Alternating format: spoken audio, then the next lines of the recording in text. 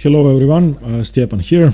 I came back from Zadar yesterday and sorry for not uploading any videos of my games after round 2. I've covered rounds 1 and 2 on day 2 of the tournament, and I haven't covered the rest of the tournament, the other 7 rounds, because I simply had no time and I wanted to focus on chess, and the main reason is the first game I'm about to show you. So firstly, I would like to say that I failed to accomplish my goal. I didn't reach 1900 once again because of this game. But yeah, I'm fairly happy with how I came back into the tournament and with my results afterwards. Now, the first 2 games I'm going to show you are slightly suspicious. The first one was just horrible. In the second one I made 2 blunders, but I did manage to pull through. And after that, I'm happy to say that I played well. So the third game you are going to see in this video is was actually played very well, and I'm going to tell you my reasoning behind all of these games. So after round 1, you can see that in the last video I defeated a kid rated 1200. In round 2 I had a winning position after a 21 against a 2100, but blundered an exchange in side knot and lost. A game which I should have won, that I should have drawn, I lost in the end.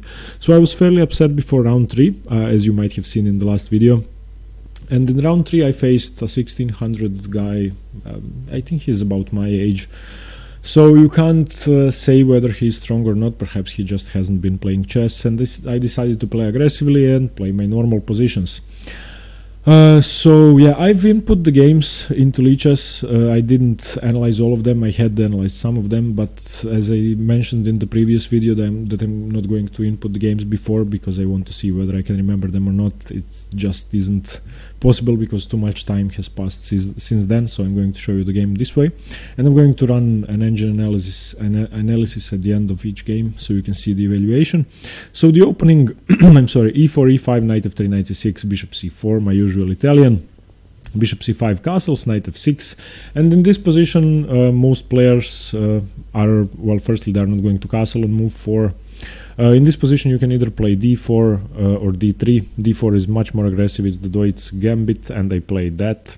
I've played it before with varying results. So d4. White is sacrificing a pawn for a lot of activity. Now if black captures with the knight, then white is simply better, threatening f7. I'm going to play c3, going to have a much more active position.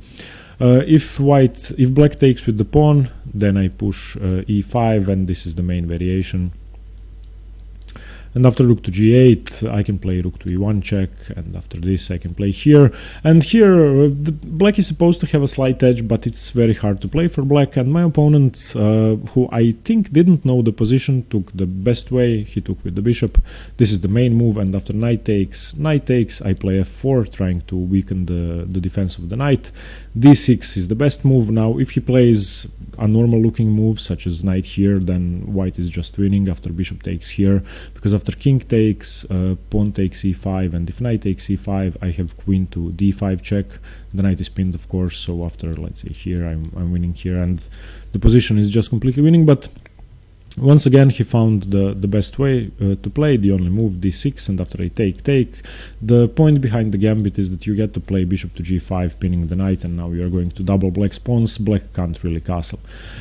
And here I've faced several moves. The best move is queen to e7, the second best is bishop to e6, the third best is knight to e6. My opponent played b5. And this is a bad move, which I found out later, and I was looking at one variation. So, okay, this is what I was looking at. So, bishop takes b5, knight takes b5. The point behind the sacrifice is that after queen takes, king takes, I can take here with the rook, and if he captures my rook, I take here, and I'm simply a pawn up. But in this position he doesn't have to take with the rook, and that means that my position is just worse, and I didn't want to get into this.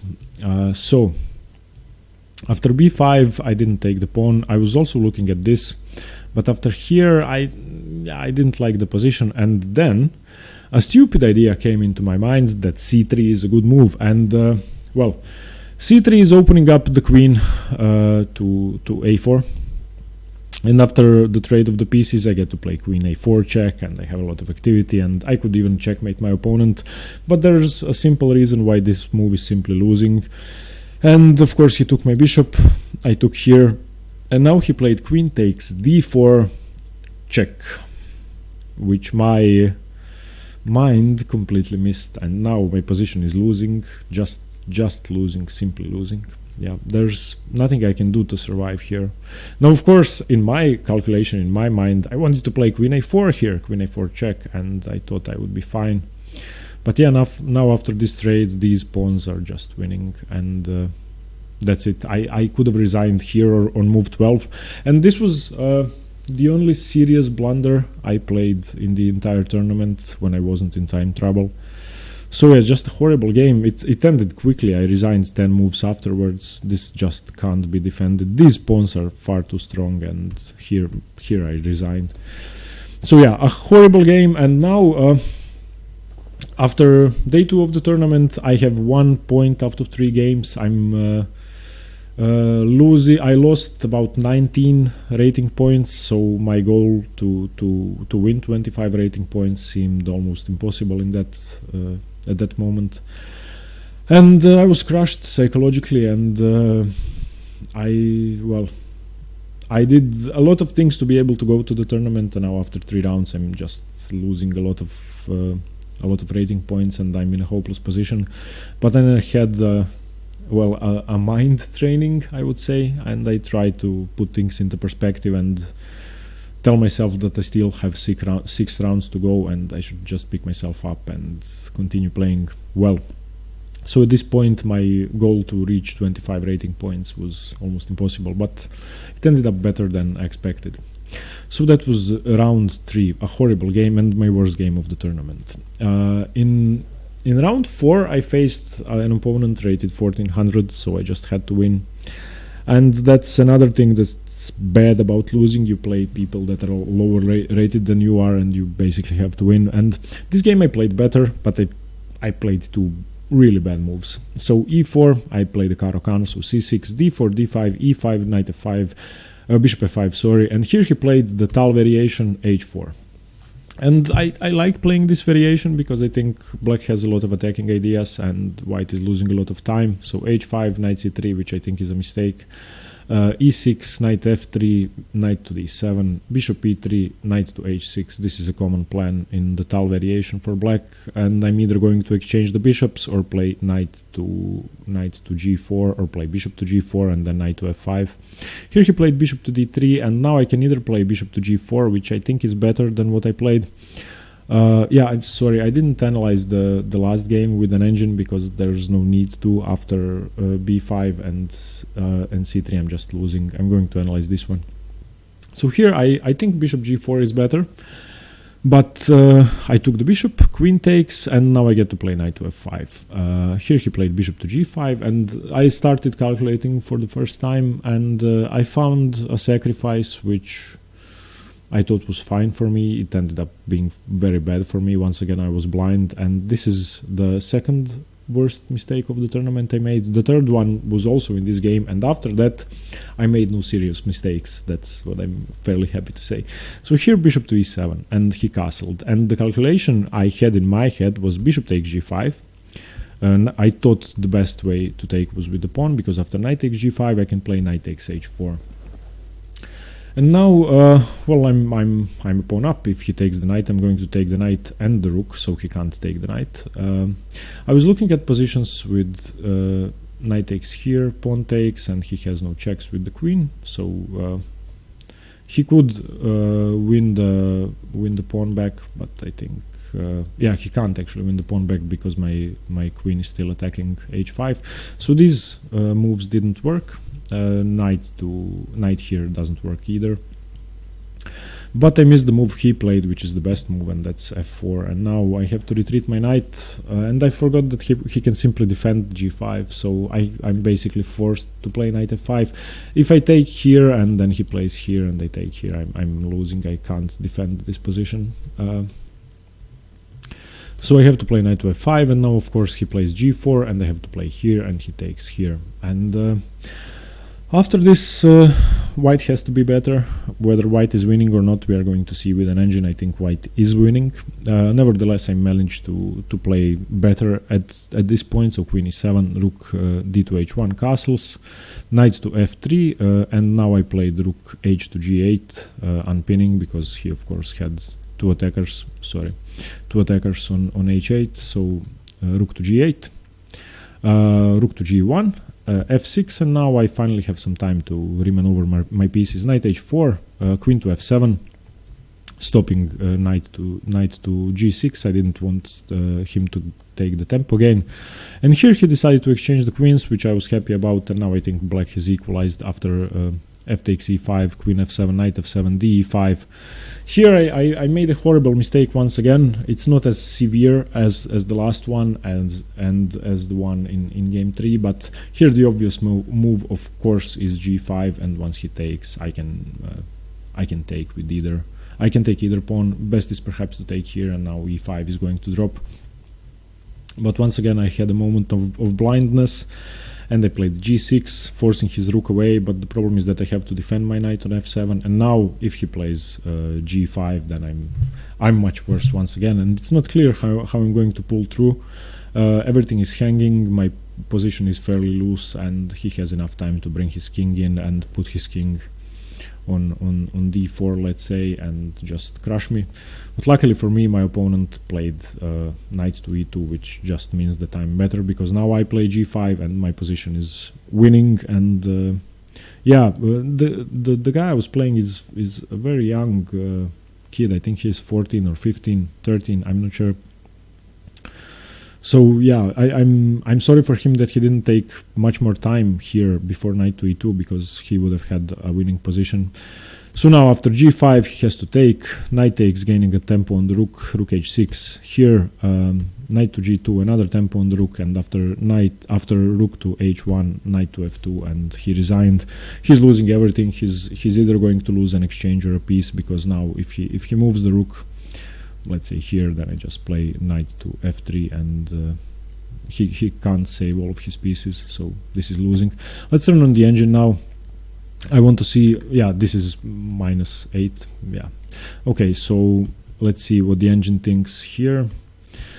The position is equal, black is slightly better. I know these positions, so I'm not surprised. Takes, so yeah, taking the bishop was better than bishop to g4. Let's see, bishop to g4. Yeah, I guess it's the same. So bishop takes d3, queen takes d3, knight f5, bishop g5, bishop e7, castles, and now, yeah, rook to c8, but now after takes, yeah, +1.5 after f4. The engine actually thought taking on g2 was better. Okay, let's see, +1. Knight here, g4, knight here, rook takes, +1.3, queen to e7, rook to h1, castles, okay, +1, it's not that bad. Knight f3, rook to g8. Here, yeah, now the position is almost equal after rook to g8. Let's see, after this trade I thought I must be equal. Yeah, it's all zeros now. Takes. Here, yeah, now g5, black is winning, but after g6 I think white is winning. Let's see, g6, yeah, +1 once again, horrible. And the engine actually wants me to sacrifice my knight here, or not sacrifice, but gain a tempo on his knight. So okay, let's see. Yeah, after g4 it's not really clear. G5, it's not really clear what I should do. Yeah, but luckily for me he played knight to e2, and now I have to be better. To g5, yeah, -3. I don't have to look at this anymore. This is just winning. So yeah, it's a bad game, the last bad game of the tournament, I promise. But yeah, I actually well, it's tough after losing 2 games and losing 19 rating points to face a lower rated opponent. I had a lot of pressure on me, and with this win I gained like 1.6 rating points, so I was still 17 points behind. It was really tough. And in round 5 I drew a very good opponent. He is 11 or 12 years old, but he is one of the best young players in Croatia, and his rating is 1700, but his games are wonderful. I mean, he can really play chess. I think he's better than I am. His understanding, at least. And I saw that he plays e5. I didn't want to play the Deutz Gambit once again, which I played in round 3, because his tactics are very good. So I actually studied a whole new variation once again, and I wanted to go into the mainline Italian, the modern bishops opening. And I spent about 10 hours studying, and I was going to play it for the first time, so I wanted to know everything, and I prepared fairly well, and I have to say this is my first good game of the tournament. I don't think I played a single mistake this game. We're going to see. There was one position in which he might have won a pawn, but it didn't work as far as I could see during the game. We're going to check that out with an engine as well. So e4, e5, knight f3, knight c6, bishop c4, bishop c5. Now I always castle here. I played c3 for the first time in my life in this position, and he took some time here. So I'm sure he has expected castles. Nevertheless, knight to f6, the main move, d3, d6, castles, bishop to b3. Now the point of bishop to b3 is that I want to save my bishop, of course, so that no knight moves work. Another move in this position was b4, and playing it more aggressively. This is the preferred method today, which the modern super grandmasters play. Bishop to b3 was a move popular in the 70s and in the 80s. It's the old main line, and I actually prefer this way to play. Now my goal is the Roy Lopez remaneuvering of the knight to g3 and to f5, putting my rook on e1, defending e4, and at some point playing d4. The position is fairly straightforward, and whichever side manages to get an attack first is going to be better. And white always has a slight advantage here, and I just loved this position. It was fairly easy to play. Knight to e7, he's getting his knight into f4. Knight b to d2, knight g6, rook to e1, c6. Now the position is almost symmetrical. Knight to f1, and bishop to g4. Now, bishop to g4 is a waste of tempo in the Italian, almost always. You never want to give up your bishop, you're never going to trade, and white wants to play h3 anyway, so this is just a tempo gain. So h3, bishop to d7. Now you could argue that the bishop is better on d7 than on c8, but I'm not sure it is actually, and I think I would actually prefer my bishop on c8 because my queen has more control over the d file. But yeah, what can you do? Here I played d4, bishop to b6, and knight to g3. Here, I think white has a very pleasant position. I managed to achieve everything I wanted. I'm a tempo up. I played h3, he didn't play h6. Here he played rook to e8, and I played knight to f5. Yeah, a lot of pressure on black's position already. I think white is better, and I don't think he should ever take on f5. I just think dislodging his knight from g6 would be a bad idea. And here he played bishop to c7. And now I took my first long think of the game. I was thinking about two moves. One of them was knight to g5 and putting pressure on f7. That was one idea, and after here I was going to take. And the other one is the move I played, and that's bishop to g5. Now both moves have a lot of ideas behind them. Bishop to g5 might be putting even more pressure on black than knight to g5. Now if h6 in this position, I think I was going to sacrifice a piece, because my bishop on b3 just controls a lot of squares. I can get two more attackers into the game quickly, and have a lot more attacking power. I could either even get my rook into the game, so I think I was going to sacrifice. Whether that would work, I'm not sure. But in this position, he played bishop takes f5, and after I took e takes f5, he has well, he has several squares to move the knight to. He chose the wrong one. Before playing bishop to f5, I started getting some ideas about sacrificing on f7. And I saw before I played bishop to g5 that if he takes he can't play knight to f8, which seems like the most normal move. He played knight to f8, and now I just wanted to confirm my calculation. I think the game is now just winning. I'm going to check with an engine, but I don't think there's a way for him to defend. So I took about, I think, 20 minutes in this position to calculate every variation. And I decided to sacrifice. Now, First thing, the first variation which we should calculate now. After I take on f7, he can either lose a pawn and an exchange if he doesn't take, or he can take, so he has to take the bishop. The point is that I can get my queen to b3, and that cuts the king off. The king can't go back here. My pawn on f5 covers the squares e6 and g6, so the king can never go here or here, so the king has only one square. So that was the point of the sacrifice. So I took. He took. And now after queen to b3, I think the most critical line is d5. And after d5, I think I'm just winning this position. I'm not sure that he can do anything to survive, even though I sacrificed a piece. So I was going to take. Here takes, and now, well, where can the king go? I'm not sure. We are going to check this with an engine, but I think the long-term compensation would be just immense for me. I can even, after bishop takes, no, I can't. Yeah, I can go here. Let's say king here. What was I going to play here? Wait, let's go back.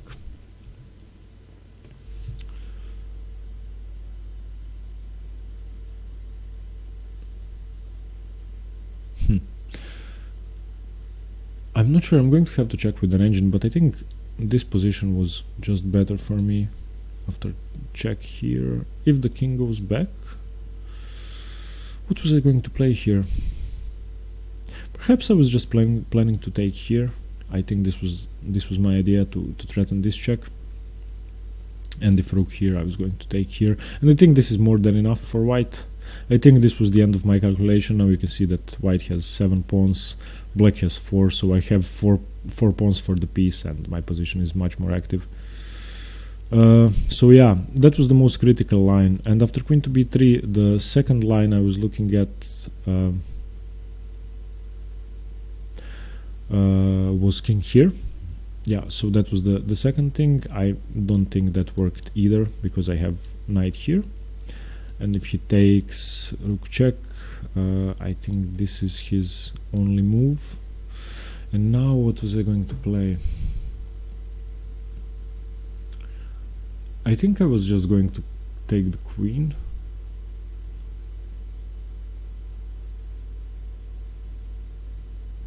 Yeah, I think I was just going to take the queen. Perhaps check here. Well, okay, if here king takes here, yeah, this is not enough.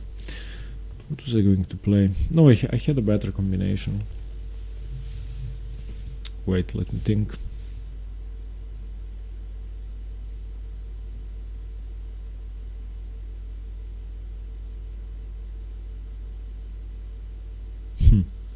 I'm going to check this with an engine, but I actually had a move in this position. Why can't I remember now?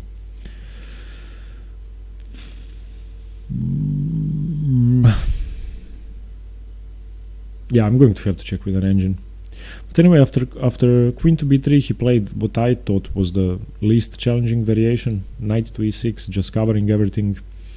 And after takes, he has to take with the rook. Here, his rook is pinned, so his position is just hanging. After I took here, he played queen here, and I took, and now he just resigned, because if he takes, I can win the rook. So once again, after knight to e6, this is just over. And takes, knight takes, the rook is pinned, so bishop takes, rook takes, and now if he, well, he can't defend really because his rook is hanging, so after I take, he just resigns. But if he for some reason had time to defend once more with the rook, then I would put more pressure here and still win. So here he resigned. Let's check this position out with an engine. So okay, knight to f8, okay, +4 if you take here. Yeah, so okay, let's see. Bishop takes, king takes, queen to b3. Okay, d5 was the most challenging, so takes here.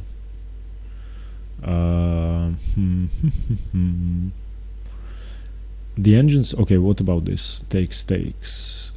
He can't take with the rook, so yeah, okay, king back. Yeah, queen takes is correct. Rook here is correct, and queen takes. Yeah, this was my calculation. This is winning. Okay, let's go back. After king here, this is +8. Why couldn't I see the continuation? Also takes. Takes. Knight takes. Queen here is best, I guess. Yeah, I still win here on b7. Yeah, this is why it's winning. The king is just too devastated here. And yeah, I don't think I have to check out the move he played, knight to e6. I think I played correctly, so takes. The best is to go king f8. Yeah, and after takes, takes here, rook here. Yeah, this is just a horrible position for black, even though I'm a piece. Now it's actually equal. So yeah. So these were the next 3 games. So after 5 rounds, I had 3 wins, and this was the first good game I played after round 2. Yeah, and I started feeling a little better. At this point, I was down 10 points.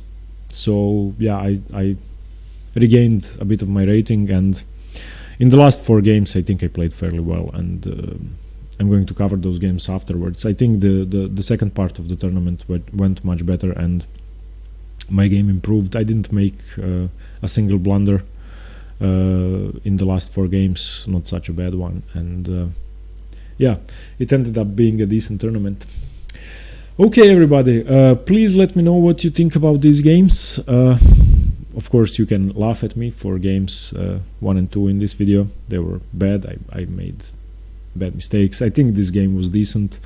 Try to defend bishop takes f7 if you can. What would you play? And let me know what you think about the games. I'm going to cover the last 4 games of the tournament today, I believe. I'm going to make 2 more videos. One video is going to be round 6 and round 7. And the second video is going to be round 8 and round 9. So just to finish up the tournament. And from tomorrow or the day after tomorrow, I'm going to start covering the games from the Zagreb Open, which I played before the Zadar Open. Okay, everybody, thanks very much for watching. I hope you got to learn something from my mistakes. Please remember that if you are losing and if you started the tournament, well, horribly wrong, which I have done in Zadar, try to be strong mentally and just to pick yourself up. And after being devastated, after the loss in round 3, I managed to win rounds 4 and 5, so it got a bit better. Just try to be focused on the next game. Don't be devastated with your losses. Okay, thanks for watching, and stay tuned for more chess. See you later today or tomorrow. Bye bye.